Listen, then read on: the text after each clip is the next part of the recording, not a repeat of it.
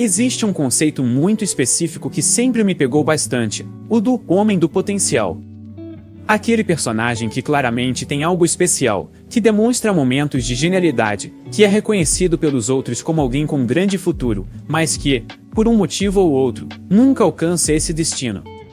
Ele falha. E isso, por si só, pode carregar um peso narrativo gigantesco.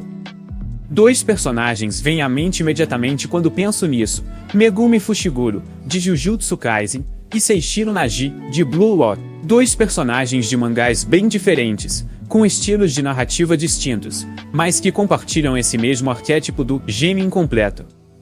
Megumi sempre foi mostrado como alguém com um talento absurdo. Desde o começo da história, Satoru Gojo o identifica como alguém que poderia até superar ele um dia. Ele tem uma técnica amaldiçoada poderosa, uma mente tática afiada e um senso de justiça bem próprio. Mas, à medida que a história avança, Megumi parece preso.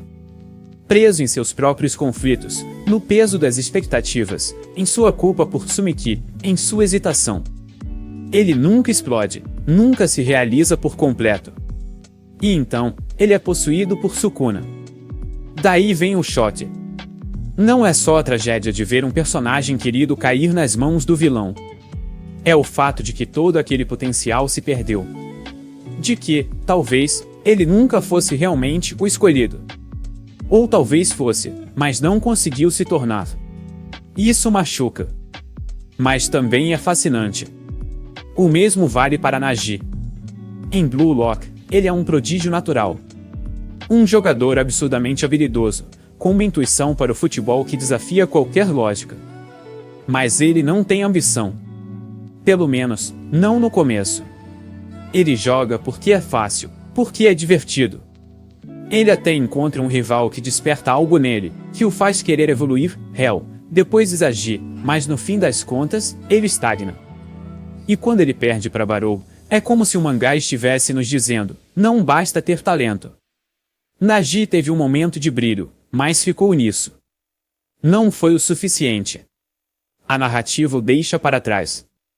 É interessante pensar em como essas duas histórias tratam o potencial como algo frágil.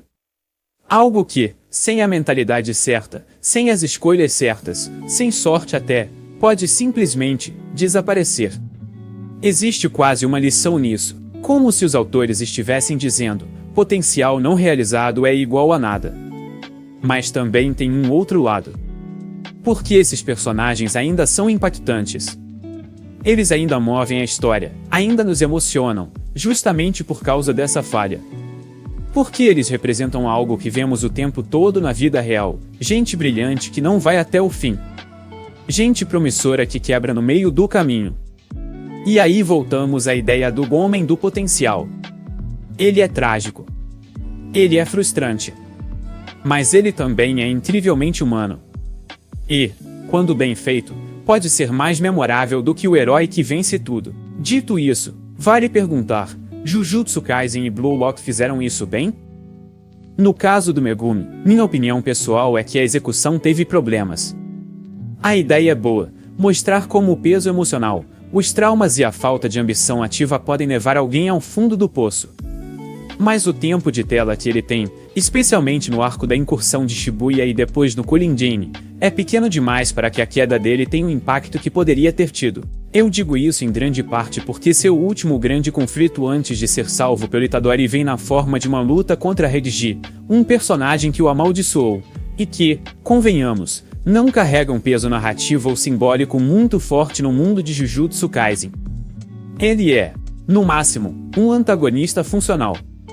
Então, quando esse é o ponto final de desenvolvimento individual de Megumi antes da possessão por Sukuna, e esse arco específico nem sequer explora a fundo as questões emocionais ou morais que Megumi estava enfrentando, a sensação é de que faltou algo. O mesmo vale, em certa medida, para Nagi. Embora sua queda tenha mais tempo de tela e simbolismo, especialmente com a metáfora do cacto e a dinâmica com Hell, ainda há uma sensação de quebra abrupta. Tipo, era isso. E por mais que essa quebra tenha um propósito narrativo, como discutido antes, servir de alerta, de lição, ou até de preparação para uma redenção futura, ela ainda pode parecer insatisfatória para um público que investiu emocionalmente nesses personagens e nas promessas que o mangá fez sobre eles. A questão da execução é delicada, porque envolve expectativas. É uma faca de dois gumes. Se você promete muito e entrega pouco, vai haver frustração. Mas se você promete muito e quebra essa expectativa de forma consciente, talvez consiga entregar algo mais profundo. O problema é que nem sempre o público está pronto para esse tipo de subversão. E, honestamente, nem sempre o autor consegue realizar isso com a sutileza necessária. Em resumo, a ideia por trás do Homem do Potencial, esse arquétipo do personagem que tinha tudo para ser grande, mas não chegou lá,